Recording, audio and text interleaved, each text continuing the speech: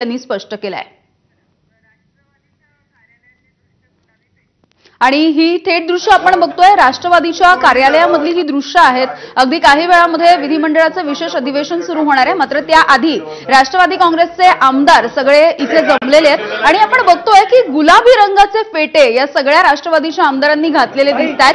यंदाच्या वेळेच्या विधानसभेच्या निवडणुकीमध्ये राष्ट्रवादीचं गुलाबी रंगाचं कॅम्पेन सुद्धा प्रचंड गाजलेलं होतं आणि अजित पवार यांचं गुलाबी रंगाचं जॅकेट याची सुद्धा मोठी चर्चा होती आणि आता नवनिर्वाचित हे सगळे राष्ट्रवादीचे आमदार आहेत आणि त्या सगळ्यांनी सुद्धा आता गुलाबी रंगाचे फेटे बांधलेले आहेत।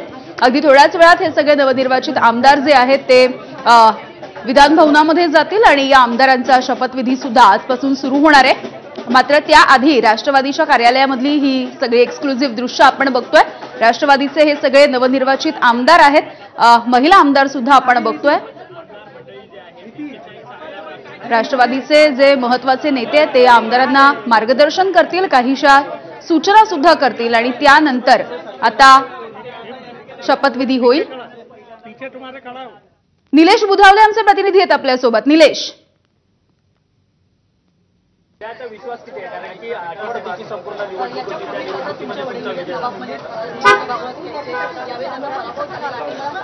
यामध्ये आपण थेट सर्व महिला आमदारांशीच बातचीत करणार आहोत, त्यांची प्रतिक्रिया जाणून घेणार आहोत। ताई काय मॅडम तुमची संपूर्ण निवडणूक अटीतटीची होती, त्या सगळ्या निवडणुकीत निवडून आला महायुतीकडे। पुन्हा एकदा निलेश सोबत संपर्क साधण्याचा प्रयत्न करूया। त्याआधीची राष्ट्रवादीच्या कार्यालयामधली ही दृश्य आपण बघतोय। राष्ट्रवादीच्या आमदारांनी गुलाबी रंगाचे फेटे परिधान केलेले आहेत आणि आता त्यांना गोपनीयतेची शपथ दिली जाणार आहे, त्यासाठी ते आता सज्ज झालेले आहेत। राष्ट्रवादीच्या या कार्यालयामधली ही दृश्य आहेत।